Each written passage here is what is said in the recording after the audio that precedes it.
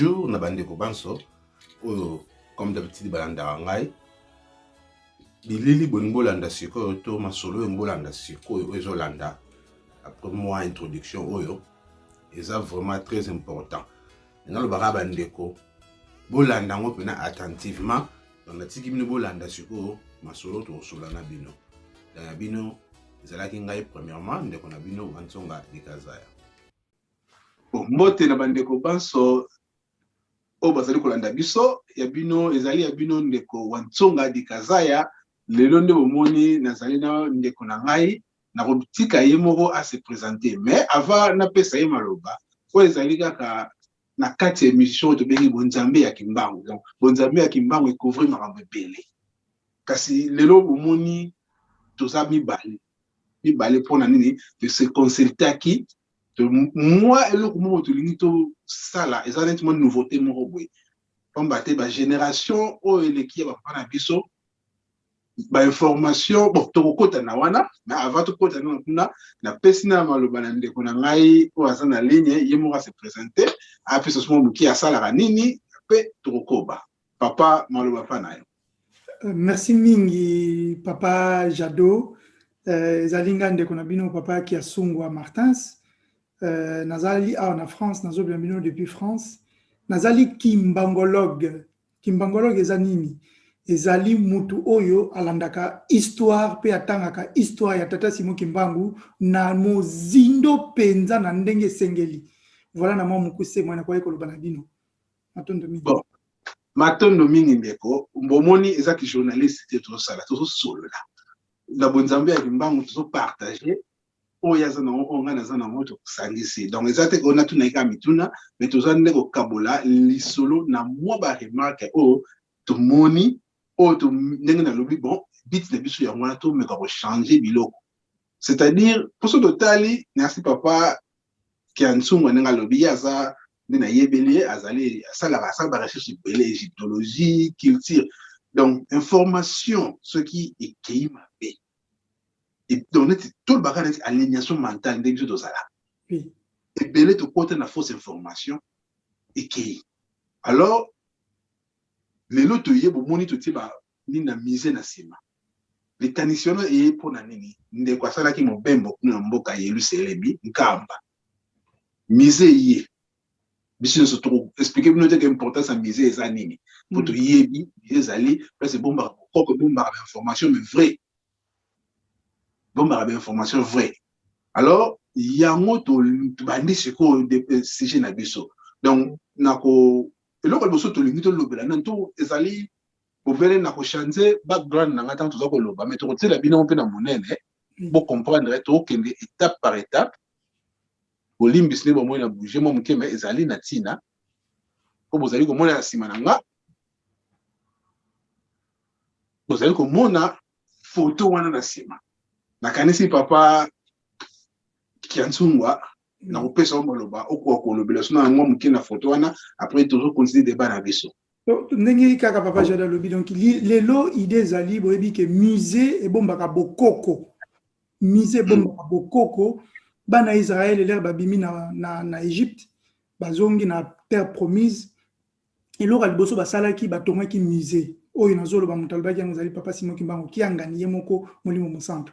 Et lorsque les bosso basale que zaïko tonga musée pour na nini ba bomba bonzambe na bango ba bomba bokoko na bango pour na histoire na bango ezala falsifié te likambo za lelo pe yango na likambo ya falsification na ndenge papa Jado alobi bozo mona photo oyo eza na sima wana photo wana etambuli mingi esali ba eko batu ba lobeli yango na ba émission eleki na ba site officiel que non photo wana ezali papa Simon Kimbangu oyo zoko mona mutu mwindu pe kolo Yesu alati pembe bazali ko solo la bango mibale donc ezali entretien oyo papa Simon Kimbangu parmi ba entretien papa Simon Kimbangu azalaka nango na kolo Yesu oyo ezali l'un parmi ba entretien wana papa Jado na likamba photo oyo penza siko yo okanisi nini olobi nini na likamba photo oyo papa merci mingi photo ndenge na moneli yango balaksi biso mwana moko ya moyindo mwana na ko pese ozomona un enfant de peut-être even 13 à 15 ans. Avant dina tata moko mundele on panangai na moni ba nkolo Yesu. Alors photo wana etamboli mingi na milieu kimbangiste eti lelo il est de kimbangiste bande bona biso ba kimbangiste oyo ba kolobaka ke wana nkolo Yesu wana tata oyo ezali tata Simon Kimbangu et photo wana omona so bazoloba likambo ya nkolo Yesu batiaka mo même liboso kasi biso nzamba pesi biso moi chance wana ne na lobaka apesi biso moi mutu makasi na sens que soki mutu pesi na information to yoki mais to ndima kaka bongo te to linga to landela ngo to ke ko vérifier histoire le ya enseigner biso ke nkolo Yesu azalaka moyindo. Donc na komona déjà na photo wana na solo eza faux kolo Yesu azalaka mondele te mais photo o ndenge to yebeli histoire nango ezalaki cadeau bapesaka na papa Diangenda. Il faut to éclaircir likambo wana. Cadeau bapesaka na papa Diangenda moto azwaki neti moi inspiration na ye donc imagination na ye. Alors qu'il doit tonayer à la mouki à la vie n'a pas ça cadeau papa. Oh mais à dessiner photo wana tout le bango photo te eza dessiner pas dessiner yango ko dessiner. Eza dessin eza photo te pour batu mingi na milieu kimbangiste balobaka eza photo te eza dessin ba dessiner na kanisi papa yo zali moi spécialiste ko pese sona nous eloko nini ezolakisa avant tokota na tokota peut-être bien na makambo etali kolo Yesu pas solo mbango na photo wana ko pese sube élément nini oyo atiraki na photo wana ta motali oyo elakisa eza photo te ezali dessin po to solaki likambo na y comprendre de comme so babaki eza photo mais biso to landela iti na suko to lakisa ke ezali dessin na pisho na maloba.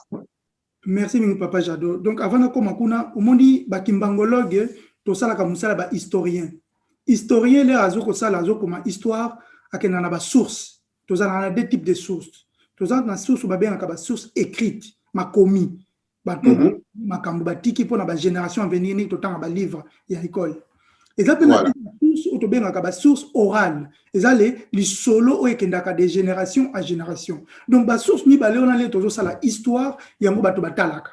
Et puis, ce que Kimbangologue, l'histoire de Tata Simon Kimbangu, toujours c'est basé sur les sources pour expliquer les Tata Simon Kimbangu.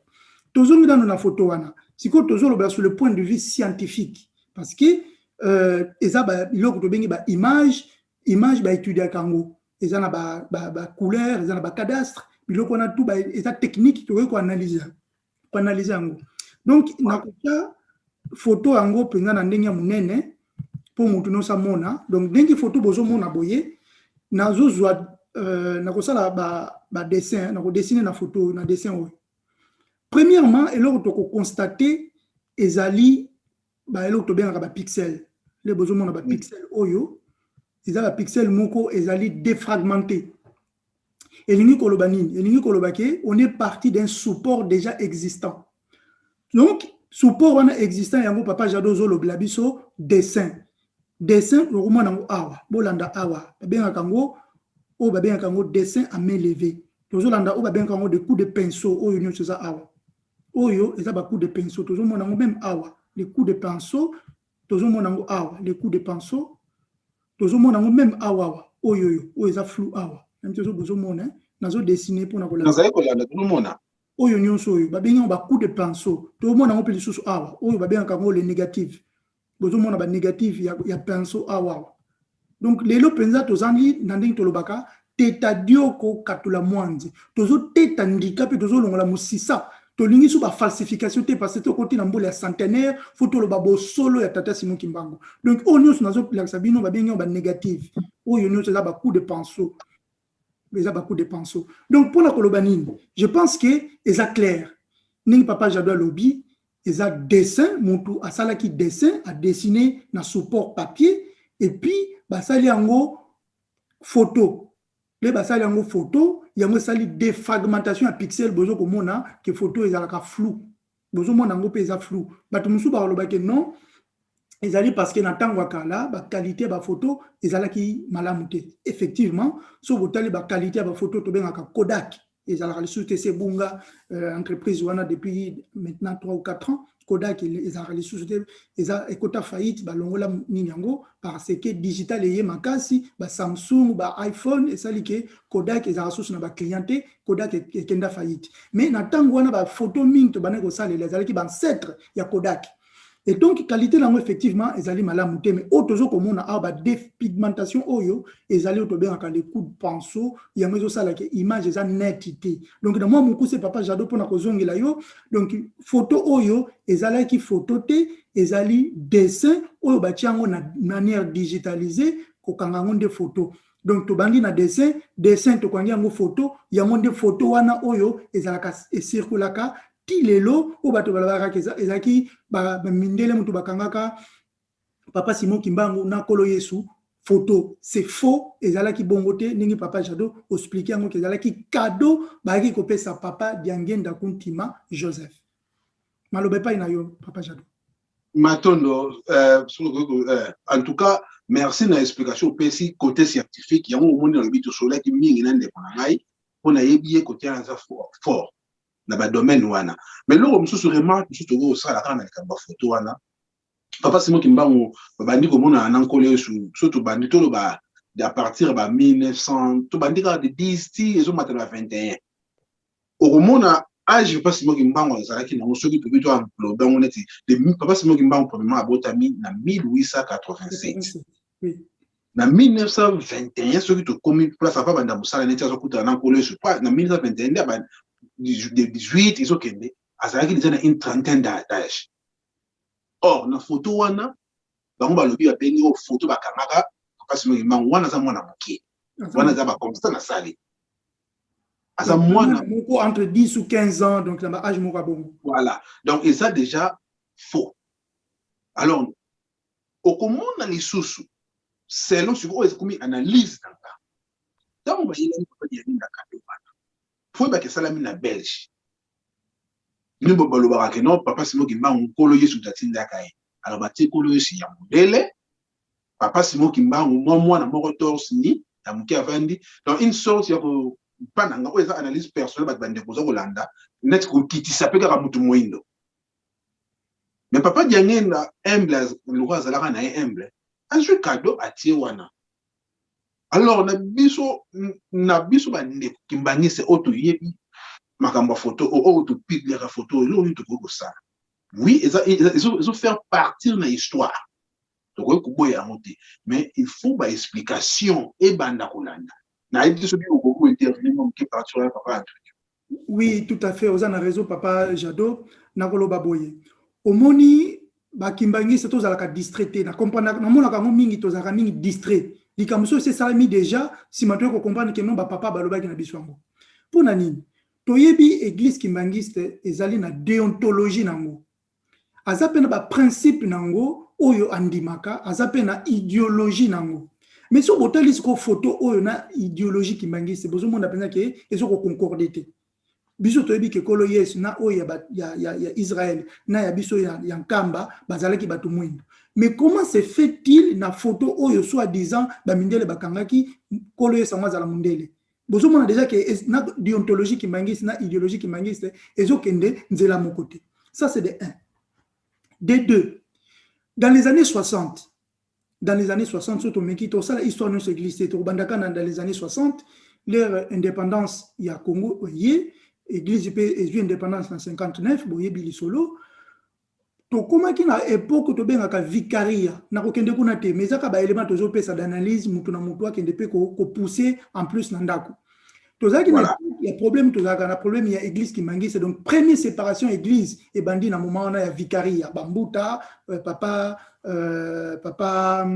na bosa ni kombone papa Aronzinga abeta masolo na mingi so bozana besoin nango potala na site ya Ratelki masolo papa Aronzinga na époque ya vicaria ezepende belé pona koloba nini ki église ezalaki na tourment et na tourment wana ba mindele ba belge bazoko profiter ba kota ba falsification na kati église ki magiste yango lelo to kobimisa mo ba photo belé to analyser pona ko faire comprendre na bandeko na biso tondima kaka likambu kaka kondima te soki likambo ezoko correspondre à idéologie église qui mangise to ko ko ndima ko bongote donc lelo pona ko la sekena photo oyo effectivement kolo Yesu aza mundele papa Simon Kimbangu mutu mwindu batie mwana moko torse nu donc ninga papa Joda lobi bazoko kitisa valeur ya tata na biso papa Simon Kimbangu donc biso bana na ito ko ndima kaka likambona kaka bongote ezali aliénation mentale c'est-à-dire voilà. Deko oya salaki dessin wana na tangu wana bazalaki toujours na aliénation na ke mundele ceux qui mundele te to ça lelo ko mokote et a continuer kaka na falsification wana o ba belge bayaki kokosa biso ali asalili yango dessin wana bakangi yango photo type biso lelo tobeta kaka maboko papa Simon Kimbangu na kolo Yesu archi faux voilà. Ezali penza ndongo lobi archi faux au moment où tu vas raconter exemple il y a photo mususu ya kolo Yesu mundele zaka na bureau ya papa Diangenda mais ndenge olobi à l'époque papa Diangenda azali ko mamisu malenge ayebeki to koma na niveau moko photo andoko kola. Alors, tu as combien d'étapes peut-être biso ba gêne ou tout ba ndeko ba yesima. Faut tout ba corriger ba biloko. Pambate ba biloko rekota na mise. Et ça initiative moi bien ba ndeko ba rolanda biso. Au place où il va fausseté zali belé, to suka lelo ate. To ko ko bon ça. Mais to rume la kaka na photo te poto za na ba photo belé papa kantu ngalobi c'est belé. Na kanisi na oyo to jui nous sommes d'accord, nous n'avons pas de lobby les nécessaires. Le lobby les nécessaires, nous avons élément monko. Élément nous avons ezaboui. Izali likambu etali Astérix. Au lobby qui nga likambu wana umuni parce que ceux qui vont côté lelo na musée, bon on a ba photo moins belé oyo ozongi la ngomba la sima. Mais et là toujours quoi attirer attention na communauté qui mangi ces années. Moni biloko ya boye ce qui est un jour, tu as un musée, photo tia Astérix. Tout le monde a expliqué plus tard du Cambouana na ba mission belé pour le belé. Expliquer du Cambouana ba Astérix mais tu ozongi la mais nazo pesa bino kaka moi élément que non photo tia ba Astérix pour na ko expliquer pour na nini ya photo wana. Voilà na ma mukuse mais na ba photo zo ya tu expliquer du Cambouana Astérix wana matondo mingi. Ouais. Avant tout, les capons, tant papa lobby, est-ce que c'est moi les cas? C'est moi toujours partagé. Ça, il y a besoin de mission de grand journaliste. Il y a moi lobby. Ceux qui photo net, il y a photo toujours le besoin qu'il y a des déontologie, n'a pas autre yebi. Alors, faut qu'on clarifie en Nango, avant tout, quand les canaux étape à photo mususu, n'a pas la vidéo oyo. Papa Diangenda na mbanza Congo azolo bezo ke Yesu azalaka mundelete. Donc moni directement na photo oyo ezokende au contraire. Batata ba mama kumbanza Congo nkana ndombe kwekatuka. Kotse mtu wilanga na mfumu Yesu mundele ve mfumu Yesu ka mundeleko. Yategeda kulutela mu yayiza kuku. Mfumu Yesu ka mundeleko. Kadi nzebinzwa ya mama Maria nzebinzwa tata Joseph muna mugasansulwa ekanda dina teyo wunuki fumu Yesu kamundeleko vitu ya zai batata babingi batange finkanda fina fia fioti babi sondi basone kafyo basone kavo emputu ngankyamye ndio mputu ntyankungulu ba mama e batata kumbanza Kongo nsiya yiga ikange wike kimvumina nsyansamu ikuku kwa tuke diambu dina de tata Simon Kimbaka ba mame batata ku Kongo lulu enga lusikama nzambi yani tuvange muntu muna kifani ebeto mbongele toto wa Kinshasa mbongele toto Bruxelles mbongele toto wa Israel biatu na toto mi antatu bete la monobo donc nzambi muntu antete kavanga nza mono ndombe mambo mena yenu mumbanza Kongo akimbata kuluzu kaina ndako ambata kuluzu dina kuna oto wilikila ndo batu batuka mu Kongo abazira bwana hino inada kuna kuluzu ndo kwa ikatuka mbanza Kongo kemba wa yangala la kati kiadi yabuna ku la nanga kudiaka konsumu na buzabi diko orke tema ufuti mwanga na munza mvimba ko ufuti tuka kumbanza Kongo kuna kuluzu ndo kwa ikatuka na kanisi bolandi vidéo wana papa Diangenda donc c'est clair papa Diangenda zo boke kolo eso azalaka mundelete wana soki mituna ezali papa azali wana nga nazali awa mituna partout koya botuni tokozonga susu na biyano awa bon toleki na deuxième élément likambo ya mibale papa so okotiela biso photo comme toza na lekimbangisme tokende na likambo ya basoda mikuse avant tokende makambo ya abako so okotiela photo ya effectivement ndeko bon tokomi na étape monsieur ya mibale nde tozosolaka na ndeko na ngai en tout cas bolimbisama ndeko tofo tomema likambo ndenge ezali tokoki kovanda kaka boye te tovandi toyebi eza na avancé te tovandi tozotala wana histoire de génération ekoya na nsima mpe bakokende kaka na erreur wana so alobi boye mpona nini nasala expérience oyo sina ebetelango papa kensunga lisolo moko mosusu tovandi église likanisika eye nazwi photo ya artère ya jésus nayaki na bafoto na mibale nabengi mwana moko ya moke une fille de 15 na be nalakisi na elongi ya jésus nalobi oyo nani alobi yesu nabi ya yesu atiki na ngai tokontinue biso mpe service église après ba deuxième troisième temps nabengi so mwana akompagner eloko nazala te nalakisi ye elongi ya acteur natuni ye oyo nani mwana bi nayebi ete oyebi ete tozala lakisi bango mibali na bime avant nalakisi na bi oyo yesu mwana nga boyo te oyo yesu te nalakisi akamwe namoni ke donc mwana naso natikaki bongo mwana ke mpe na erreur nakanisi papa kensungo oza d'accord na ngai naza tout à fait d'accord na yo alors photo osikoyo oyo bomoni papa atieli biso oyo mpe ngai atie na nsima na ngai mingi toyebi bango na communauté kimbangiste kaka communauté kimbangiste na bandeko nati oyo bamvulu bato bamvumuki mbangu bango nyonso photo etambola soda ya mikuse ba armageddon bon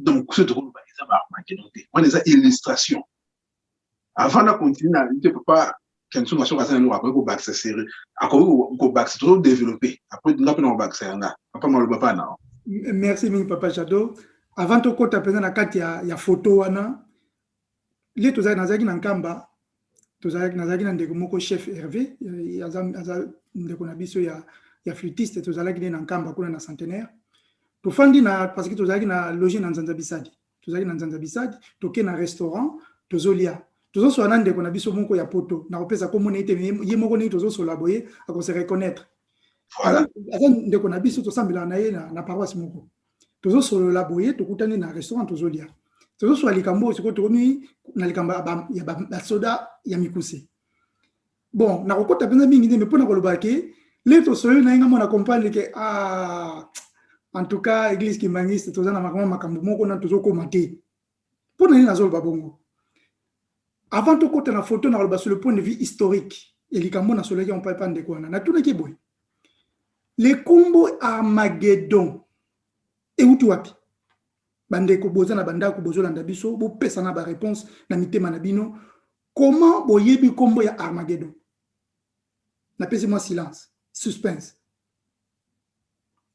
na continue na tunaka ndeko na likambo oyo kombo Armageddon e bien ndenge nini api ayebe ko pianga réponse te sous le point de vue historique nani apesi biso kombo ya Armageddon ayebe ko pianga réponse te mais lelo na ko révéler bino ba makambe belé avant to ko to ba papa nga mo ndeko nazali apilo naza intéressé na yeba yango likambo ko ba Armageddon ça parce que ndenge papa Jado lobi ezali biso bana tata Simon Kimbangu papa Simon Kimbangu pe papa Denge nazo bana biso ba jeune bosala ka nini bosala ka recherche et biso to fande la pena ba recherche ke banda to moti poko sala ka recherche et to kenape ko kundula mwa makambo siko to komi na mbula 2021 ke makambo o pe to zala mo foto banda ko sanza lelo na ko sanza na ye na mutu na nanga nanya pesi biso kombo ya Armageddon na ko pesa bino réponse muta pesi biso kombo ya Armageddon ezali l'apôtre Jean so boke kota na Bible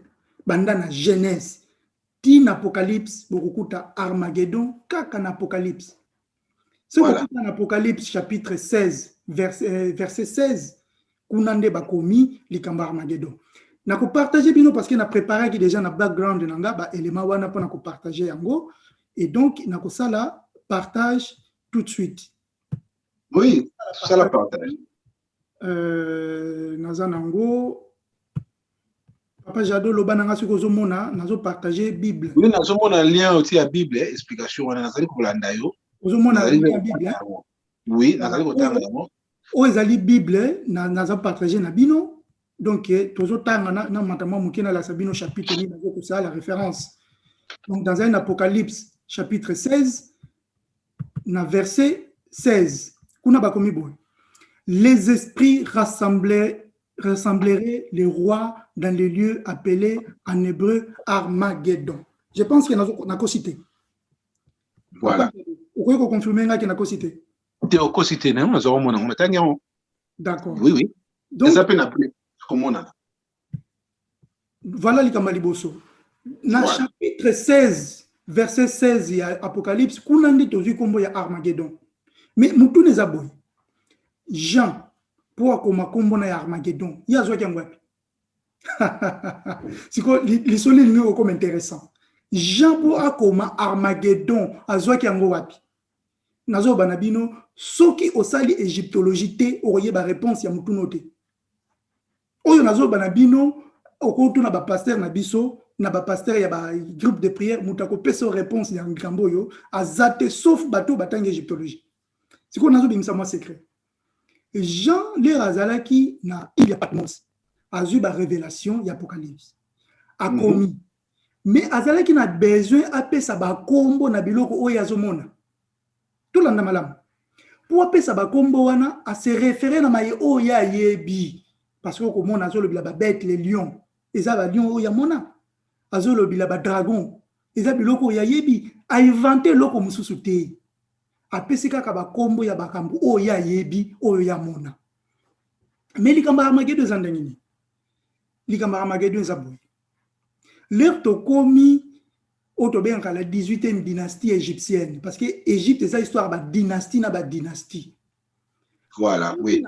Na reine moko tobenka la reine Hatshepsut.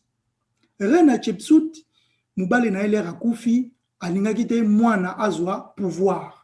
Donc à ça qui tout mwana wana azwa pouvoir te ye moko reine Hatshepsut akomaki souveraine donc reine ya Égypte. Donc aux alentours de 1400 et quelques avant Jésus-Christ. 1400 et quelques avant Jésus-Christ. Là, makambo nezo salam. Sikoyo, eloko ni salamaki. Eloko salamaki zalaki ke les Syriens, les Juifs, les Ixos, nabi que peut-être va nous sous makombo ezolo bango eloko te, mais boke na histoire ba komone ko lobiambino quelque chose. Donc pour na koloba mukuse toute la ligue asiatique pe grec ba sangana ki pona ba bundisa banani ba bundisa ba égyptien. À cette époque-là, mwana oyo Hatshepsut alingaki ta koma mukonzi azalaki na âge ya 22 ans. Na kopesa kombo na ye, kombo na ezalaki Tutmosis 3. Donc tout a meso, wana sikona na Kikongo parce que égyptien na Kikongo. Biso ba recherche rezo sala pona to meka ko comprendre en quoi égyptien ezali Kikongo. Tout Mesos, tout Moses, tout na égyptien ezali figure, ezali image. Mais biso na Kikongo tout a ezali boyebi et Moses ou Meso ezali misu. Donc ouais. Image des yeux en quelque sorte. Donc malem. Donc tout Moses 3 azalaki na âge à 22 ans a sangisi armée égyptienne, plus de 10 000 hommes bake ko sala bitumba na ligue asiatique ou ligue syrienne. Ba Syrien, ba Ixos, ba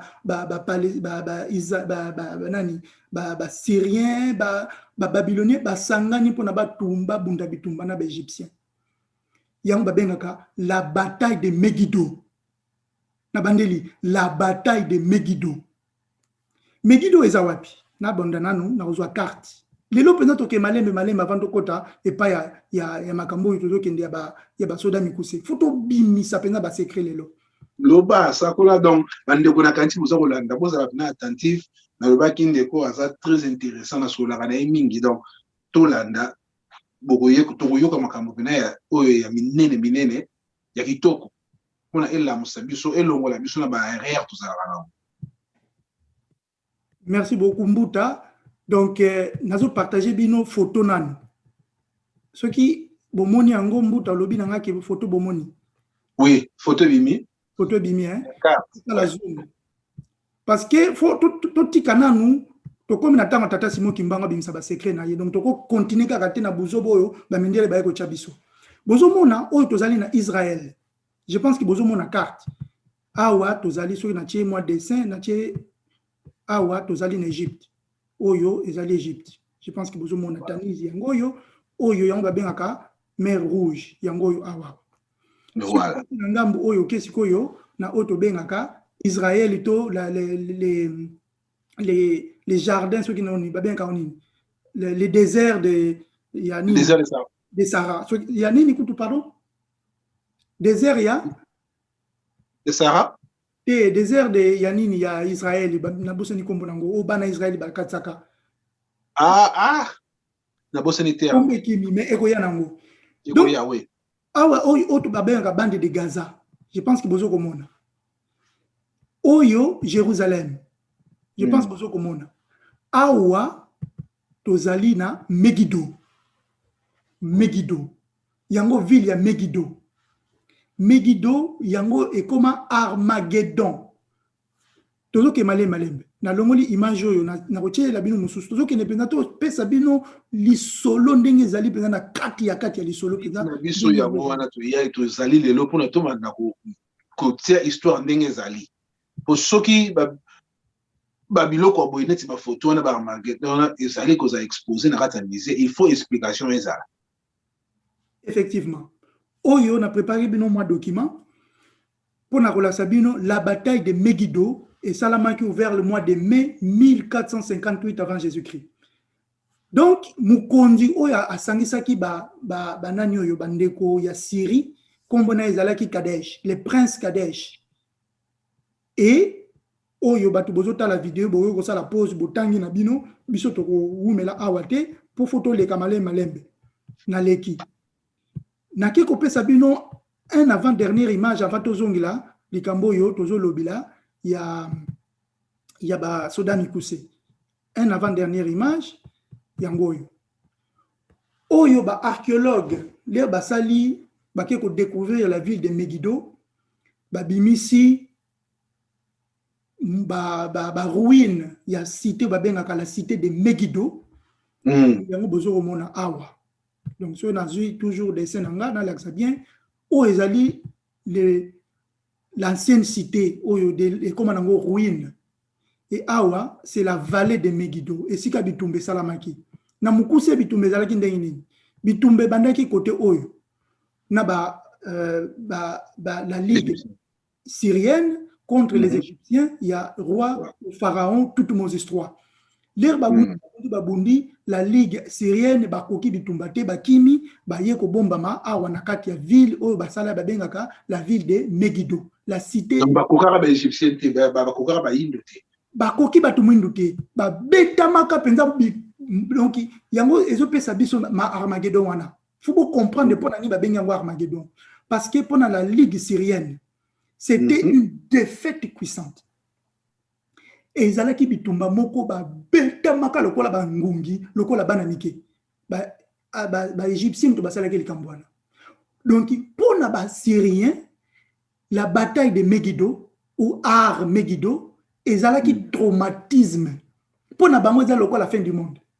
Donc la bataille de Megiddo ezalaki fin du monde pour na ba assyrien, pour na ba palestinien, pour na ba babylonien, ezalaki pour na bango fin du monde. Parce que Égypte yaki na plus de 10 000 hommes, batu mundo ya ba kosto wana, ba mbinga mibali, oyo ba komi yango na livre na Genèse, pe na Deutéronome, ba lobi ke leur bana Israël ba kei na Canaan, ba ke komona ba mbinga mibali. Bazo banga ba lobi ke non, nzamba yebi so apoto kufa. Tozali na biso bien Égypte. Bozo na boyebi yango na Bible ba komi yango. Eh bien, ezalaki 4 fois pire que oyo bango ba monaki bana Israël.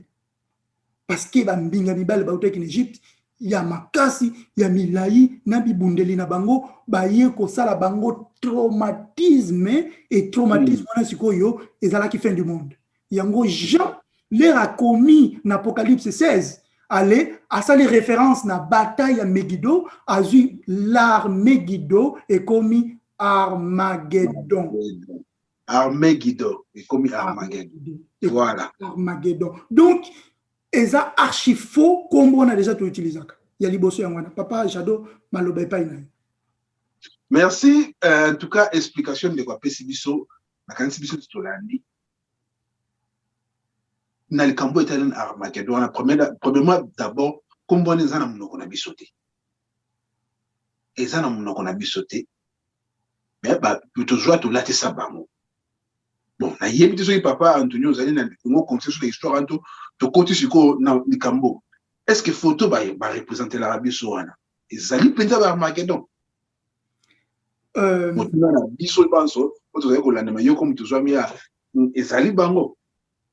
Réponse est dans le boy. Avant de répondre, tu retournes à boy. En 1960. Voilà. Donc, vous pensez en 1960. 1960, indépendance et le 30 juin, tu as dit que le roi Ayaki va saluer proclamation d'indépendance, ma communauté c'est le qui toko, et puis l'autre côté dans le mois de juillet, tu as dit Salamaki. Confusion et Keyi Bitumba et mais Armageddon Babima na Congo à 2 reprises. La première fois Armageddon Babimi na Congo, ils allaient le 4 janvier. Ouais. Le 4 janvier. Na likambe salamaki oyo bandeko bautaki na mbale, bamsusu bauti na meeting, bakutani esali ndenge boyebi. Comme martyr de l'indépendance. Voilà, on a yango ba prélude d'indépendance. Sodango bazalaki combien 5 ou c'est Babima 4 je crois. 4 hein. Nabi ka bon na komango na nini menaza onsu na mutute nabi ke ba misusu batikala na mokoto et pas papa diengenda abimsaka misatu ou 4 na ville ya Kinshasa. Je pense que misatu 4. Voilà. Abimsaka bazalaki 5 je crois. Bazalaki 5 ou enfin bref. En tout cas bazalaki misatu babimaki na ville de Kinshasa, ba misusu batikala na mokoto. La première fois Armageddon babimi ezalaka na 59 na 4 janvier. La deuxième fois au Armageddon babimaki ezalaki na 1960. Oyo bengana ba belge. Boyebi suite à ba émeute salamaki, le camp hardi est commis repris donc voilà na mukuse et salamaki à 2 reprises. Mais mutu neza boy. Nani akangaki photo wana ya Armageddon wana? Parce que boye babie que dans les 60 déjà le quoi les loté mutunyo ça dans smartphone na ye les ozotambulo moni likambo ukangia Snapchat osale nini ukangia voilà. Et zalaka bongo te bandeko nanga photo comprendre histoire na ndenge zalaka na tango wana to ko transposer yango te ke ndeti lelo to zalaka na mukili na biso. Donc soki mutakanga ka photo wana ça ne peut être qu'un blanc, un belge parce que on peut avoir un appareil photo na tango wana. C'est ça. Premièrement. Ce qui est à la Mutu, ça ne peut être que quelqu'un de la haute autorité, tout journaliste. Et ça rappelle mingi, t'es n'attends pas journaliste à Batu Mwindu. Mutabandaro megamo muke, et ça la kande konabiso papa Mobutu. Parce qu'il y a comme un mingi sur le kimbangisme, tu es bili solo. Voilà. Mais est-ce que na aimé toi na Mobutu est présent? Azalaki na caméra na sur place pour kangango photo. Voilà mi tourna. Pourquoi on dit makambo makambo bindi milate faut tous alors qu'on a analyse to analyser makambo to mituna ka mituna to yeke siko na photo wana na mutuna papa Jado mutuna eza boy comme c'est la vision on a monene tant que vous allez koloba comme ça nazucha siko comme ça bande kwa mona ngo clair ni comme tu allez kolobela na ndenge otuni nani akangaka photo wana to nani photo yo uta wapi Nako banana koloba boy. Oyo eza penza photo. Mon réponse tanga liboso sa bongo. Photo oyo ya Armageddon eza penza photo. Mais Armageddon soda oyo azam Armageddon te. Je pense que ndé na bibo ba kimbangi sana bakiti peut-être bo sauter. Moi non lisusu makamuni akomi ko bimisa. Je pense que nous tenons sa koloba mais non to yebi yango banda to botami ke ezali ba Armageddon. Mais exactement les camions tout ça ce qui va te coller l'information moroboué pour na boyer la bonne information moro ya sika et que ça la passe pas te digérer mais tout koba ngape to soya to combattre to roya décrire Armageddon mais to continue na wana nako zonga na photo parce que yango muteza élément na biso d'analyse Photo Oyo, la Sarabiso comme étant Armageddon. On a expliqué deux choses. L'idée d'Armageddon, même si le nom n'est pas vrai, l'idée, elle est vraie. Ça, c'est la première chose qu'il faut comprendre. Mais représentation, elle est fausse. Je pense qu'il faut se comprendre. Idée d'Armageddon, même si Combo est yangoté, idée d'Armageddon est vraie. Mais représentation, la kisike o est Armageddon, est faux. Si vous analysez photo oyo, parce qu'il y a une o est une photo. Papa Jadona, vous avez ça l'analyse? Oui, ça l'analyse, papa. Il y a un ngai makasi kaka na banalise. Et na sali musala en tant que ingénieur informaticien et na informatique tout ça la analyse des images, tout ça la un traitement d'image. Tout ça voilà. Niveau très élevé, tout ça la étude tout ça li na fréquence, tout ça li ba autobenga ba tout ça li un peu télécommunication, boyebi ba direct. Hein, ba impulsion tout ça donc dans niveau moko penza très élevé, to bi ko analyser photo. Que photo ou analyser au bimisimo makambo mwe beleza na kati ya to komeka ko pesa bino mwa ba démarche pona ko ba ko analyser ba photo na mwa moke et loko liboso to komona na photo yo ezali arrière plan na ko sala boy arrière plan oyo papa Jado lo bana so ozomona les autres tozali komona dessin wana place osali bleu wana tozali kolanda. Voilà. Oyo to benyango arrière plan donc ezali eloko eza na sima ya élément donc personnage eza na premier plan. Na sima na tozo komona un sorte de mur. Et mur oyo eza na négatif moko donc c'est-à-dire que ce que monde négatif oyo lingo lobake il y a la déformation donc soit eza mur moko esali un entrée comme ça donc entrée yango zo demander ti mwindo. Ba benga kango les chutes de plan. Donc oyo ya mwindo oyo. Donc, il y a une déformation à mur. Donc, il y a un mur, il y a droite, il y a des côtés moi, songe boy. Il y a un peu moi noir dans la photo. Premièrement. Deuxième élément qu'on a analysé, il y a une tenue, il y a soda oyo, to Armageddon. Bota la ceinture, on a eu to roya malembe. Bota la ceinture. Bon, mon anding est allé, je pense. Deuxième élément, bota la libo qu'on a eu anding est allé. Oyo, partie oignons. Bota la partie anding est allé. Donc, déjà, on a 3 éléments d'analyse. On a quatrième élément. Quatrième élément, on a la photo. Et kotinaye. Au moment où il oyo, l'armée de terre, la constitution de l'armée. On a la chance, na fandi na Angola, mboka minduki, to yebi malamu ba armée ndenge za composé. Ce que tu as en France, en Belgique, tu as une armée to bengaka l'armée légionnaire, légionnaire. Ce que tu as tenir légionnaire, bikoti na bango ezalaka ndeti ya soda oyo. Wana na bongsi photo yango te mais ndenge to bando swana papa Jado le na pesa ye maloba na kokende luka photo yango ya légionnaire pona kolakisa bino. Photo ekoti oyo ezokokana ndeti photo ya légionnaire. Ya oyo babenga légion d'honneur. Hein? Légion d'honneur, photo na bango ekokani. Ekoti pardon ekokani. Na robaksa élément mususu bota la côté oyo cette pli là il y a une pli ici je pense que besoin mon ami donc pli oyo so bo analyser ngo ezo sala ndete za pantalon za déformé c'est la première idée ko yela besoin na mutuke pantalon na ya za déformé to et ça li moi pli mais eza pendeti un liquide qui se disperse ndeti mbule beta qui elamba za ko pola et ma yezo tanga quelque chose de ce genre là. Il y a autre chose, attention te, botala na makolo. Aniati mabelete, mais azali sur un support. Papa Jado. Oui, oui, c'est intéressant et là qu'on a lobby. Aniati mabelete parce que botala bien koto nyonso, oyo nyonso. Ça, ezandeti quelque chose qui est superposé, ça likolo. Donc aniati mabelete. Parce que ma belle est à la fois à la awa, mais oh, ils allaient plus haut. Donc, à matin à quelque chose. À matin à quelque chose, et na simanaye, à un mur. Il y a un autre analyser. Je pense que bon, mon numéro est élément haut. Avant de continuer, papa, j'ai 2 ans à l'Ikambaro Bakis. Comment nous, papa? Le roi, bon, que nous avons la photo, il y a des légionnaires. Et là, on a la Bakisakaka, na Makambo, et c'est très important. koyeba ba élément o nyonso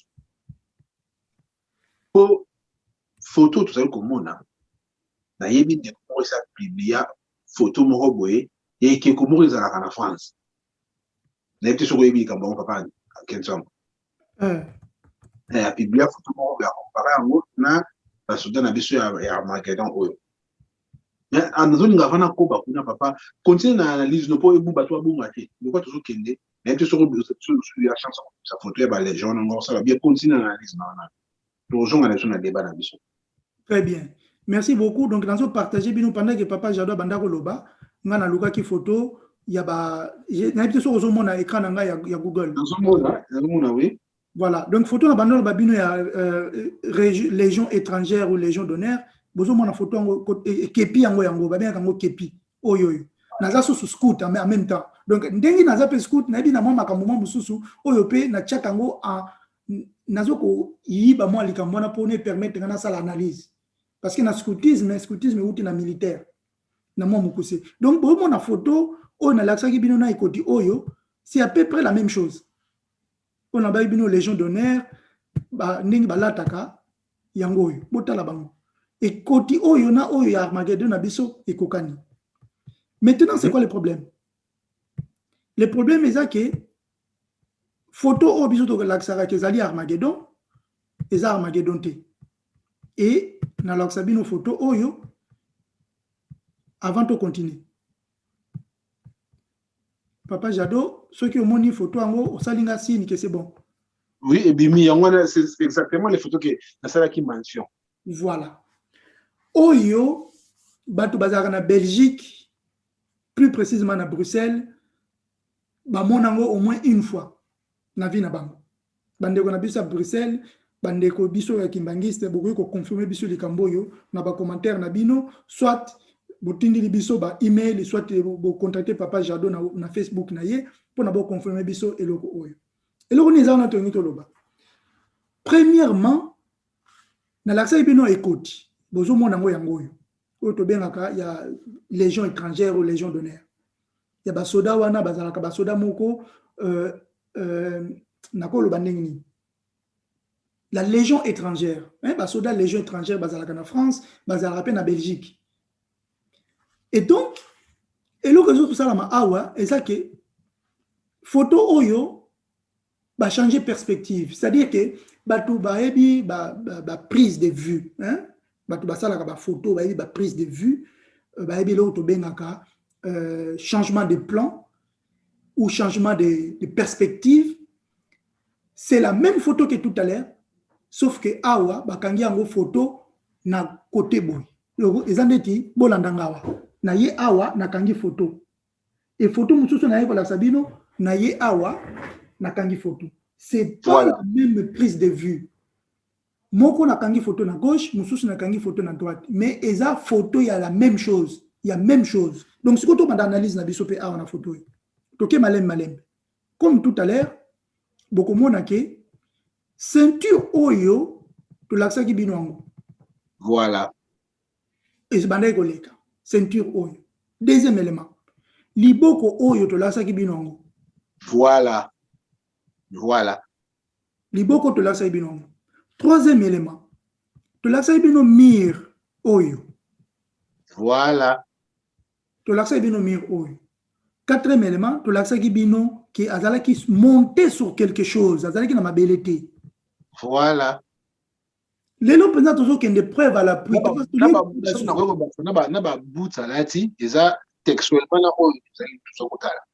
Exactement. Bah, élément est belé parce que TV Zalakangonga, toujours qui est dans mon mukuse. Voilà. Et dernier élément dans la sabino, dans le nabino, une sorte de liquide, tout pantalon a déformé. Yango ya. Donc, bon, tu as pu dire citer parce que tu as quand même bakimbangiste, tu as pu dire mais bateau bazaka na Bruxelles, bateau bazaka na Hollande, na Belgique, ba yebi likamuni na ningi koloba. Et dessin to ekeko oyo nazol tozo mona wana na bosenge loko mususu na souligner kepi kepi na oui. Kepi yangwana. tu identifies pratiquement tous les éléments. Mais les éléments, c'est belé, mais tu kaka o est flagrant. Tu o est flagrant. Likamuni ezawana. Bandeko bazana Belgique. Baebi que na Belgique balobaka langue mibale. Bandeko à Bruxelles balobaka français. Et bandeko ya Anvers balobaka flamand. Voilà. Flamand ba bengi yango flamand, mais na Hollande flamand ba bengi yango Netherlands parce que flamand eza nango hollandais. Et na hollandais et keko ba benga kaye mannequin peace. Na bandeli mannequin peace. Mannequin et keko. Nazo pesa sko traduction parce que eza Netherlands eza flamand. Mannequin ezali ekeko neti mannequin neti monaka na ba magasin so bazoteka biloko batiaka ba mannequin moko balati bilamba o bazoteka yango abengaka mannequin na Netherlands to na flamand. Et puis bokolimisa bandeko toza na télévision mais ezali kosuba le fait de uriner on appelle ça pisse. Donc mannequin pisse c'est la statue qui est en train de uriner en quelque sorte. Voilà signification ya mannequin peace. Sikoyo, likamuni tozanango. Mutu oto kanisaka kiaza Armageddon, en fait, kombo na yezali mannequin peace. Ezanango Armageddon te.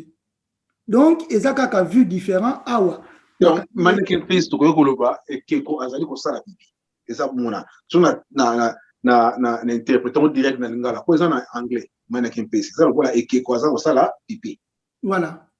Voilà. Donc, ils ont en anglais, mais ils ont en Netherlands parce que dans anglais, les monsieur est kokanaka.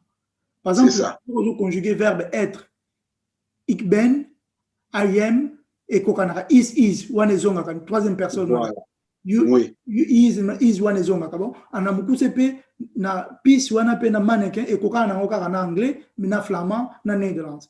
Et pe ça donc tout du coup là sabino que en fait muto toloksaka comme Armageddon aza Armageddon te aza na ye mannequin peace mais ce que tu as na temps tolingaki to kota na kata lisolo to expliquer bino auti wapi na yaki na ya koti ndenge nini mais wana to bongisa ngo na conférence peut-être parce que ba conférence ezali et la conférence to kokota mo moi na kati ya moi masolo pona ko expliquer makambo mais bandeko sika bozali botala ba photo bozana ngo ya Armageddon bolobaka Armageddon bolanda les solo to pesi bino ba analyse na biso boloba so tozana to papa Jado maloba nayi.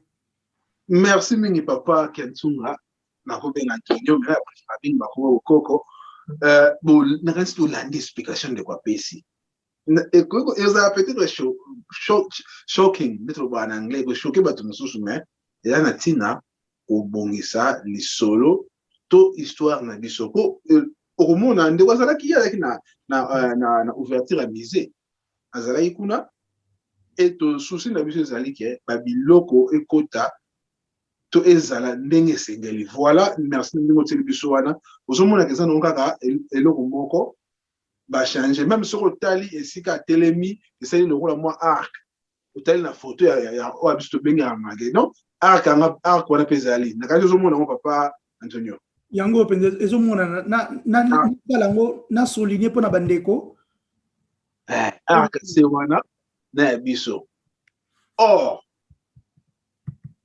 nakanti wana donc il faut to tia babiloko o ndenge ezali donc bandeko kimbangise biso so bandeko partout même na batu wa beno enveloppe qui m'a représenté na lokola Armageddon eza Armageddon te makambo mosusu to comprendre moi kala mais to moni que te mbula oyo to banda koloba yango pona ekende poto pas mo ngimba okanga ni aroyate abalo relaxa biso mosala bete ye apesi biso bwanya apesi biso mayele apesi biso nyonso biso mo fo papa diangela pa banda koloba ngo ba jeune faut ça la recherche à travers ma recherche ne to banda redécouvrir makambo mosusu bon na éviter papa Antonio Sogolino ngana décrire Armageddon pour biso to bi Armageddon d'azali tozali moni nakolo ba l'autre tanga la Biblia to tanga la Biblia eza basé na ba récit bato ba mona nkolo Yesu donc azolo ba biloko o ya monaki atina ma eza bon d'accord oh Armageddon tozali na bato o ba mona ne pa tunaki mais est-ce que na l'époque na tango wana bakanga ka photo to bato ba monaka est-ce que monte de azora eloko akenda kutuna to ala na nazoka likasi na landela bato bamona ba décrire nini mais tozali na papa na biso moko na lingomba papa Yefa ye azwa chance ya kosolola na Armageddon face à face. Papa Jado, avant de continuer, on a fait ma explication par Bandeko. Papa Jado, c'est la kamakas na ba recherche directe église kimbangiste. Biso tozo ça la recherche moko ya koyiba dans le sens que tozo ça la recherche par rapport à l'église kimbangiste, mais tozo la nango sur le point de vue historique, il y a ba Égypte, il y a royaume Congo et tout ça. Mais Papa Jado ye papa simo kimbanga lobaki nini? Papa Diangen na lobaki nini? Mutu kingando so na Papa Diangen na lobaki nini? Donc ils ont terrain à Papa Jado. Ou on a ce qu'on a payé passation, Papa Jado, expliquer bison d'ingénieur Papa Liefa à l'obila Armageddon. Merci Papa Antonio qui a son nom au lobby. Donc d'accord c'est que maintenant on a expliqué les Cambouana. Il y a un moment où le baki tout ça les Cambo tout ça là, l'union fait la force tous amis bali. Faut on dit ma domaine à Papa Antonio sur auquel la égyptologie culture, science, donc moi même dans la tout n'a pas d'ailleurs boy dingini. Et là le comme sous c'est que les musus pour bon bah s'intéresser plus dans le Cambo Italie papa c'est moi qui m'a coupé ben voilà. Il faut tout raconter bon Zambé ben voilà. Baza banzambe mais comment tu défendre en baza banzambe tu défendre on a Bible pour la Bible les alliés un quart le pardon papa Antonio et le banzambe les restes les alliés par expérience alors on a s'intéressé à mingi makambo wana ya ba nde yango memanga na redécouvrir et loko toujours maintenant le bébé sur ya papa Yefa azali ban ne bazali les esquisses mais papa batiki biso kana ba toko ba 10 ans 20 ans tout surtout tina 4 wana papa Yefa azali oyo moko azalaka pe théologien asala ba étude na mboka France na place papa azali ayaka dans qui na lomba ba photo c'est belle et makamuna zolo ba na banda ko publier mo na bien na Facebook mais au pas intéressé sur routine tout ça na ba forum mango ba bouquin mo c'est bande musu ba jongo ba tango na français na tia mo pe na anglais on a facilité na kabo ela mo pe ba jeune a batanga papa il fait pas chance on a papa il y a na bengi sakaye je pense c'est ça un mercredi ndenge RAP sakaye chance à lui tout na mituna nyos. Moi, entre parenthèses, vous pouvez redécouvrir que papa il fait pas chance à mon que papa dit rien d'ailleurs, papa c'est nous qui m'avons na mituna nae. Donc on déconne sur la chose à Kimbang, c'était sur où ça intéressé de couper sur la boucle. Na kabolon goût na non Kimbangiste. Hier, papa dit rien na ben ça si je ne me trompe pas, c'est là un mercredi à yaka na minuit. Na okuti ça on a monte.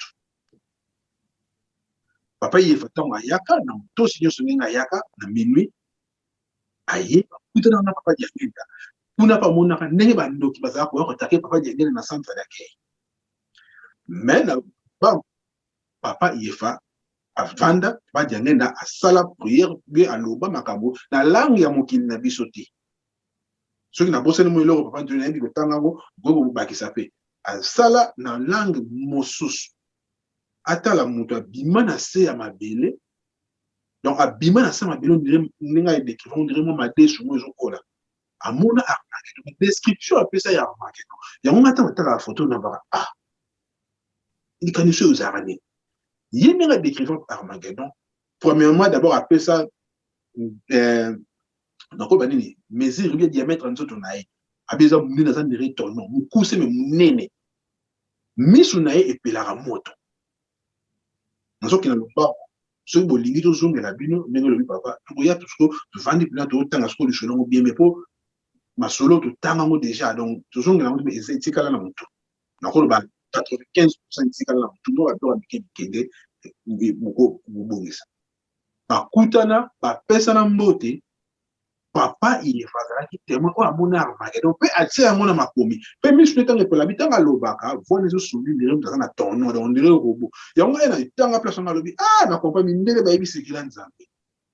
ba yebisi kila nzambe ba histoire ba ile so batila so mo butaki ba Star Wars ba teli ba robot moko boye ba robot mikuse ba bleu moko bonga bien donc idéologie robot donc ndele ayebisi kila nzambe donc ndenge papa Yefa décrire ba Armageddon bazali on dirait bah moi bah roboté mais forme na bango mi pousser mi nene donc mon nene peut appeler ça 2 mètres na boy 2 mètres na boy pousser et à mon abonga une fois à mon aïe 2 fois ba kutana na guerre tant akendaka na je pense na instant le bitumba ya Afdel Zalaka na 96 96 puis 97 97 papa il fa ba voiture na bango Zalaka ba salango embuscade c'est moi le mot français basala bango embuscade batiraka bango mais bato bazalaka na bana ye misusu babikaka mpo balandaka ye mais ye akomaka place moko alembaka donc alali ayebisi basoda na ye bazalaka na bango bino bokende botika nga mpo na nga awa esili balingaka kotika ete mokonzi abi te bino bokende nde kolala alalaka amoni kaka bon akobelela papa diange na bi bon soki bongo na nga donc eyaki papa diange na wi papa asambelaka papa diange na ye anatanga papa diange na satika biso na bonzoto papa diange nga na moto azalaka na Kinshasa je pense asambele ya bibo songo nga ekoki yango ata Armageddon bimela lisusu nde Armageddon simba ye tanga simba ye azwa mo force donc le mbango alakise nzela kokende ayesaka ke non papa diange nga azoselo na Kinshasa donc okufa te kende na papa yefa mona Armageddon face à face je suis sûr bato na lingomba na biso bazali pe ko bamona na papa yefa za ye moko te mais na oyo na connaissance na papa yefa ndenga décriva bango donc na photo wana eza donc déclassé le baron papa Antonio déclassé à l'écart donc cousin donc on est là le malobe. Oui papa Jado merci mingi en tout cas les solongo ezabongo foro mona je pense que biso nyonso tangango avant to leka na masolo mususu na basaka boy omonele na beti bino les solo ya Armageddon donc la bataille d'Armageddon toute Moses 3 l'air bakei kubundana la ligue syrienne bitumbe keye sima le bamoni ke bakokate bakeko kima na base na bango donc na Armageddon na ville ya Armageddon basala ki bango siège ba siéger bango ba égyptien ba siéger ba syrien pendant 9 mois pardon pendant 6 mois donc de mois de mai jusqu'à peu près décembre donc ba 6-7 mois ba kufisi bango nzala ba kufisi bango posa mai.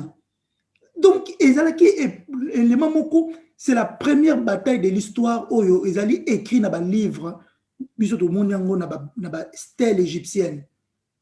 Et comment dans la stèle égyptienne. Ils étaient comment. Ils étaient les Égyptiens, comment on a la stèle, na hiéroglyphe, comment ndengini bitumango salamaki de A à Z. Na emplacement bazala ki wapi, kota ki wapi, basala ki wapi. Leur bakomi na Armageddon.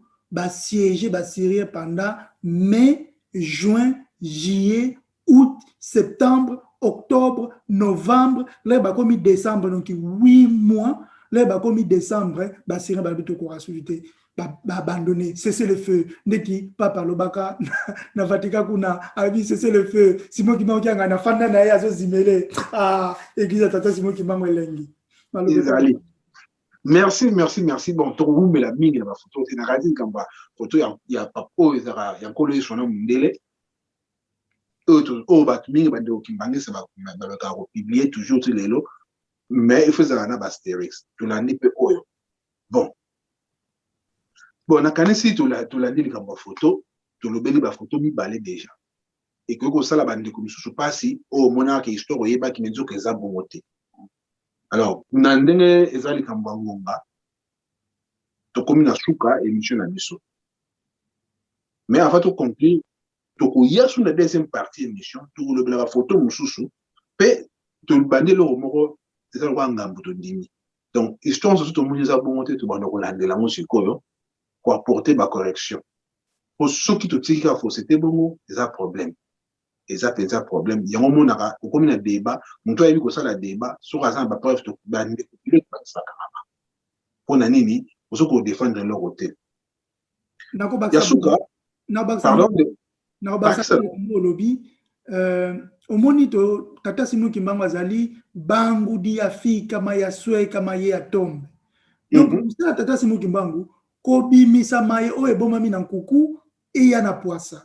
Et limolo bape makambu nyonso o eza bongote fo ezonga na nzela na lima. To koti na mbula centenaire, to koti na mbula ya musée. Musée elingi koloba bokoko. Musée elingi koloba vérité fo bi ebima. Donc ndenge ka papa Jordan lobi engagement na biso eloko tout okomona ke tengami et toza na mwa ba eleme belé toko bando bimisa bino malembe na ba preuve à l'appui. Donc tozo kende penza Voilà. Vous koma ba Thomas na émission oyo bozala ba Thomas. Boko ndima te so to présenter bino te eza bon. Bozala penza ba Thomas, to ebi ke tozala Thomas te na église ki mangise, mais tozo senga bino parce que tozo linga correction, faut bozala ba Thomas pour botia biso pa l'épreuve. Voilà, mon ko sembuta. Bon, na kanisi bande ko bolandi intervention ya papa nenga pesi biso na likambo tali ba magado ndenge to lobela expliquer biso na histoire. Na histoire bozomo na place mongo wuta. Kasi comme to comme biso na presque na suka, mais bit biso comme to yelelo, tozo ko clarifier makambo. Ndenge papa lobi. Donc kombo papa Simon Kimbangu ezali ko bimisa makambo oyo eza na molili na pole. Troisième photo de Télébino, dans le il y a la deuxième partie, na ba photo tout ça et go choquer bato. Bato belo ba na ba na ba nkumu na biso mususu ba yebela bongo mais bozo mona mona mukimo ka ya to beta na mukola zo bina na sens que faut na to me malisulo ndenge zali. Photo oyo ngana zo na yebi origine photo. Mais na ligne na lokwa toza débat toujours sur le rende na kosala eloko moko na ko déplacer ndenge tout ça sur ba matière toujours quoi améliorer mosala bino pe bokolanda na ndako bo analyser photo papa na tiki pour analyser photo oyo eloko no soso na photo oyo avant to continuer na tiki lo baloba. Merci mingi Mbuta. Tokosala boy ngane nazo mona la photo Mutaliboso nazo mona otokoki kobunga te papa Diangenda. Ye wana a croisé maboko aza na mwa tristesse. Et na mesa mutu aza wana aza ya kokufa. Na milieu ki mangise tolakisaka ngo comme exhumation ya nzoto papa Simon Kimbangu, le papa Diangenda ke kozwa nzoto na ye na Lubumbashi. Mais le problème c'est que eza na mobongo te. Nakokota kuna te na otika papa Jado yemoko a analysé si manga na kopesa ba précision mususu ya mike après papa Jado malobe pa na yo Matondo ndenge olobi na kanisi na déplacer ki po ba téléphone je wa moyen ko la mbirota la photo ngo bien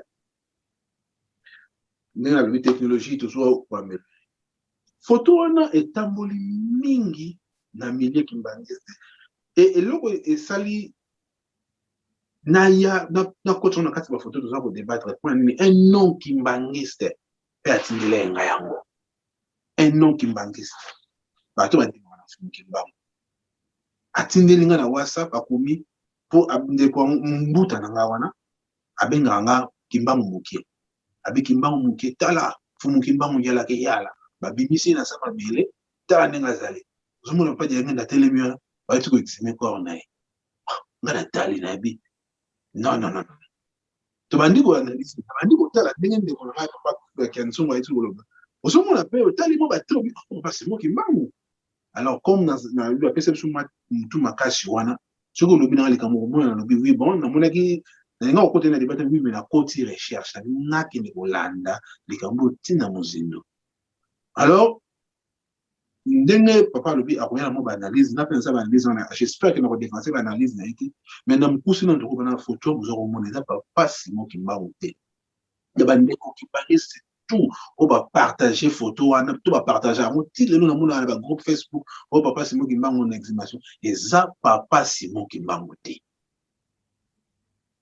et ça papa Simon Kimbangu te na ebité ndeko na continuer to o ba ça va na continuer na opesa analyse ya mukesi mana otika yo silisa eloko liboso na oloba boye tozalaka mingi ile tozo analyser makambo tomema makambo nyonso na spiritualité yango esala biso mwa ba erreur mosusu na oloba boye kolo esalobi ya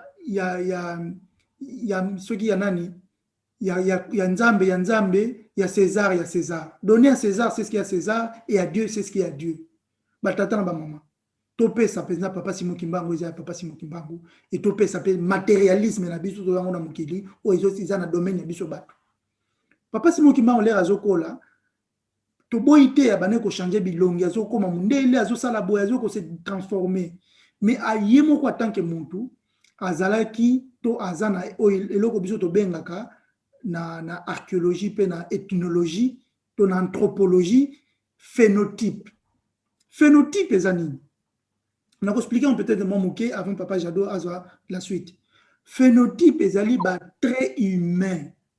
C'est-à-dire que muntu nyonso na mokili azana ba trait humain na ye oya botami nango akokola nango pe akokufa nango. Et ko permettre à biso le ozotala mutu ndenga zo évoluer ozomana abomi benza zolo na ye tala banaza ki mwana moketi ya ko mukolo zolo na ezaka bongo tolo bakango mususu misu na ye penze changer te tolo bakango mususu tala moi azala moi nini moko awa atia bombo ba bengi yango ba phénotype. Mais to comment on a un problème moko so to bandi ko lobanga ma papa Simon Kimbangu to bosen ba phénotype. Ba ko yela biso photo n'importe qui ba lui ki ye Kimbangu on dimi. Non bandeko batatana ba mama bongo te. Eza bongo te. Photo qui indépendant la makambo na ndenge ya malembe et ko permettre biso to analyser likambu total ba phénotype, total ba type, total ba trait de caractère et ya mu to ko lobisa biso que non. Photo ndenge azokende la bongo eza papa Simon Kimbangu te na koloba boye na likambu ya photo wana muto alali na mbeto wana azana aucun trait caractéristique ou ekoyiko sala biso to associé na papa Simon Kimbangu zéro. Deuxièmement, papa Simon Kimbangu lera kufi bakundi le baki ko sala exhumation na ye bokanga bien likambo yo et o likambo nazoloba ngate mutu na lobi yango nazwa ngwe pa ya bankulu nazwa ngwe pa ya révérend papa Mayona lobi boy alobi le prophète akufaka bato asuka bamonaka nzoto na ye ezali bato oyo basokolaka ye bandeko eza profond. Bato asuka bamonaka nzoto prophète ezali bato oyo bakena ko préparer nzoto na ye. Et na kana biso bato asuka bamonaki nzoto papa Simon Kimbangu ezalaki baye oyo bakena ko sala exhumation na ye. Mais le basali pe exhumation na ye ba etalaki yango boyete mutu no sa mona ezalaki bongo te batata na ba mama. Botala ba reportage ya papa Bobembelo il y a 1960 le 25 mars parce que ezalaka le 25 mars na Lubumbashi. Nzoto na ye ba talaki yango bongo te mutu no sa mona te nzoto ya mutu biso na Afrique ebembe ba bomba kango tozaka na mwa pudeur na nzoto mutu bakoki kotanda papa Simon Kimbangu boyete eza impossible. Voilà makambo ezo ko permettre biso to lobake mutu oyo eza papa Simon Kimbangu te. Papa Jado malobe pa ina. Merci na maloba en tout cas analyse au PC biso sali kitoko papa Kianzunga. La photo le monde ndenge surtout taille nous papa Simon Kimbangu akufi na âge à 60 de bakangi na 21 alaki na 34 akufa na 51 donc akufi na ba une soixantaine d'âge si je me trompe pas. Oui donc mutu wangu moi déjà azana nous bongoté mais wana kuti ça toujours la penza ndenge papa lobi apesi déjà ba très athée papa Simon Kimbangu alaki kumene wana taille ils ont déjà payé à monter mais tout à la photo tant que nous avons les informations pas Simon Kimbangu il y a qui 1 millier Kimbangiste je pense tout ça d'accord mais vous savez comment on a des comment raté mais là et continuerait ba mualim ne ba musulman pour moi ni présence ya maman moko be ce qui la tebe maman oyo azan ça qui tambala. Donc, il y a déjà des milliers qui m'ont dit. Or, bien sûr, tu auras bien comme maman soit dans la kitambala. Voilà, il va tout l'autre quantité place à prière. Tu places les anciens, même si tu te places les gens. C'est déjà faux. Mais mutuala liwana. Je me tell peut mener maman, au monde papa ou azawana, ils allaient papa Antoine Massala. Azala président Faki à une époque. Azali ami à mutu oyo alali. Mutu alali comme dit papa Marcel azalaki première dirigeant si je ne me trompe pas dans l'histoire il y a Fanfare Kimbangiste ni azali ko loboye na kanisi nazali na bolimbi nazali na photo ya papa Marcel ate Mais la binouango pour na partage. Ah, vous allez nous merci na. Yango. Ah, mutu ali. Yewana même le binouango le vieux belo papa Kensunga lobi ya batterie. Soko tali ko alali na oyo. Muzomona bazali ba fait show. Na ngaba na anglais, bulimbisi. Batterie facile sur le bamo. Ezali ye, on battait to landa ki source na batu oyo ba nkumu parmi ba nkumu papa Sylvain Munzila bazaba na France ye azali pe musicien mais ye azala pe historien azaba histoire ebele tali ka mwana ngoma na biso to landa to tuni da suka ki wana te tozali même na mboka Londres awa tozala ba nkumu oyo batambola na babanda musique kala Lokwa papa Nzao Masunda, papa Jackie wa Udiweya, na landi na tuni. Na benga tina Kinshasa, utuna likambo photo o parce que tant to yaka na information to linga to information vraie. To koma ko banga o publier lo moko be kebo moti. Donc namukuse lokwa ngonga na biso ko namukuse wana bandeko na banon kimbangi eza papa Simon Kimbangu te to fumu Kimbangu de mamsuba linga to benga esalite. Na pesi no ko banaliza mukende ko apesi ya makasi. Yé na biki yeza côté science donc yé ya mona za wana ngana okende na makambutali logique tout na makambutali ki bonzambe na biso ko mama na za déjà na mutu poleli tata wana la tikoti ezalaka batutaka ye na mutuka ntango batuti na mutuka nde sango komaka ti pa papa diagenda bakendaka wana donc moni bato bazali na mawa ndenge bazali kolela liwe ezali nzela ya biso banso mais tant je comment qui ngoma naye donc fala ke papa yo moni nakanisi na mkomo lelo to ko shuka na biso bongo kuna to lembisa mangé côté ba konzeka kolanda biso mais avant ndenge to aussi les sana taki bo mona papa za ko expliquer na taki photo mo azoro décrire kala likambotali papa Simon Kimbangu o na simana et ça lui peut-être le moko na biso papa ko pesa mon commentaire rapide na likambanga fa to conclure ko bo mona ke batu wana mibale baza batu différent oyo bozomona na elo wana papa Simon Kimbangu mais oyo ya papa Simon Kimbangu te eza fumu mpadi mais na ba livre na biso ebele mosusu bakoma Simon Kimbangu te wana eza fumu mpadi papa Kensunga soko za likambo kobakisa na tous les deux photos pas conclure. Oui papa Jado en tout cas ndenge lobi eza bongo donc ngana ozonga kana ba phénotype photo sala ka vraiment attention na likambo wana papa Simon Kimbangu azalaki na ba phénotype na ye o ezo permettre biso to identifier ye à n'importe quel moment et ba photo mi balé wana oyo et to moni na sima papa Jado kuna to kochango pe na écran ya munene les deux personnes ezali des personnes différentes oyo azalaki na koloba ndenge na ngambo na nga awa pa na nga awa eza gauche donc papa Jado na sima na ye eza droite mais na gauche na nga boye ndenge bino bozomona na écran ezalaki papa Simon Kimbangu papa Jado azotia photo yango comme ça voilà oyo azali des profils azabo des profils tozomona profil na ye mobimba wana eza papa Simon Kimbangu tozomona suki awa esala songe etc wana eza papa Simon Kimbangu mais je non muso tozomona de l'autre côté bakangi maboko boye azana chaîne kiti boye na se wana eza papa Simon Kimbangu te même sur kotali bien ye azana moins de cheveux que papa Simon Kimbangu ngambo muso botala bien photo wana il a moins de cheveux que l'autre. Alors, Mutakol Bake, oui, wana suki nani qualité, si ma suki kolaki, ça banalise beaucoup, babé, voilà. C'est puéril. Mais, les gambes, boy. Papa Simon Kimbangu, l'air à Kangama, Kazaleka Yemote, Azaka na ba disciple. Toebi 12 apôtres, to le baka, papa Simon Azaka na bango mbonga, Thérèse, Mokoko, Jean, Manika, Paul, voilà. Mais, Azalaki pe na batu mususu, oyo, babane ko landaye. Voilà. Voilà. Simon Mpadi, Mbuta Ntwalani, baza moins belle.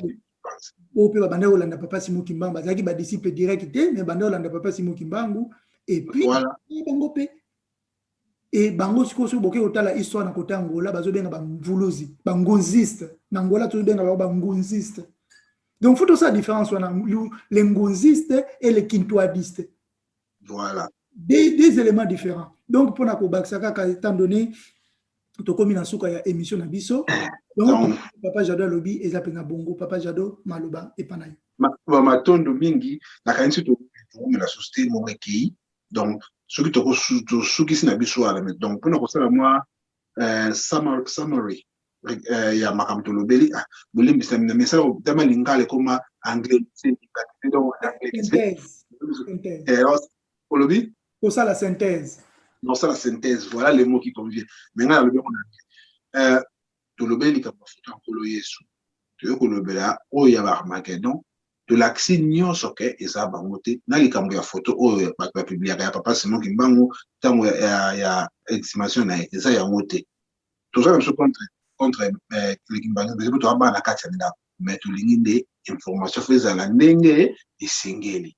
Donc mukuse la kanisi d'habitude pas poser moi à dire avant de conclure l'émission sur comme lelo likambo moko kaka na loba déjà merci et pas ya yemoko nzambe na biso tata Simon Kimbangu ngani na kamba esika afandi azokotala mokili na ye azokotala bato na ye azokotala makambo ndenge ezokende mais na biso ba kimbangisi na loba kaka omoni mwana soka koksi 100 ans aza so mwana mokete akomi kolia bakwanga akomi kolia ba biloko ya makasi akomela ressources ba miliki ya pamba pamba te donc Kimbangu c'est les loto yeba ke toko 100 ans et évolution église na biso sali ki il y avait des personnes mal intentionnées ba kotsaka ba information moko ope biso ndenge to vérifier kate to kena ngoka bon erreur okomona papa Fumambanza l'air ba mbuta ba yaki kotala ya lobaki na bangoni les bambuta ba ko le papa Fumambanza que non to moni ke biso to koki lisusu te to ko zonga yo lingomba boyebi lisolo wana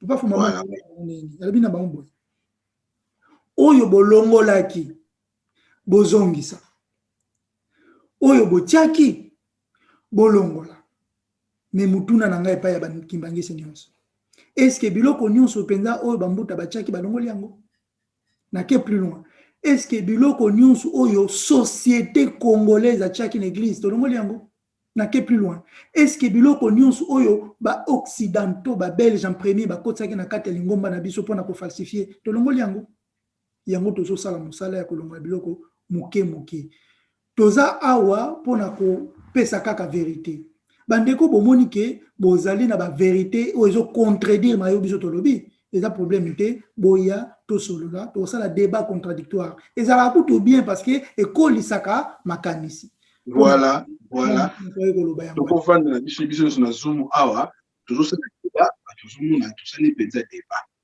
donc merci na maloba ndeko ça conclure mingi ya kolobisa société tout ça ici na biso mais toujours la deuxième émission donc na kanisi to ko enchaîner deuxième émission et vous me laté tout ça on ka lelo mais to kabula mo po mo etam pas même teni donc méthoding et tout monopoliser parole te pour battre soit outil musala yo qui pendant une heure de temps donc à quoi coller non tout ce qui se ne soit na moi na bomona tiblement photo ya le 3 octobre pe na lombango malgré tout le beli ya monté mais on appelle ça papa Simon Kimbangu te et la théâtre ya bana GTK bazali ko représenter ni salamaka batu beli ya mo Kimbangu te donc tata obomona oyo eza papa Simon Kimbangu te ce botali me yewana na tenga po bomona eza yete eza acteur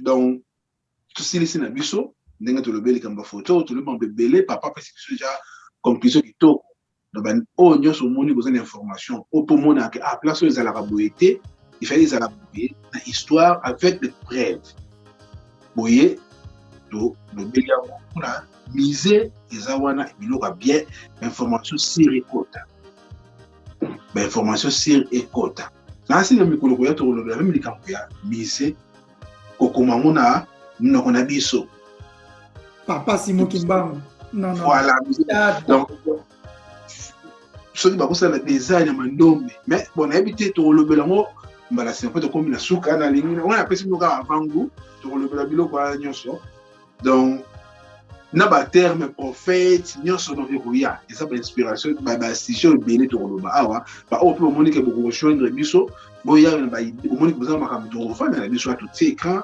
donc il est ali biso to oui information ezali donc to suki boye na mkomalelo to tomber no butu malamu to journée malamu place sur la montagne biso ngo nganyonso ezalaki ya bino bandeko papa Kiantangu Antonio na papa Wansonga Dikaza na mkomalelo merci. Merci.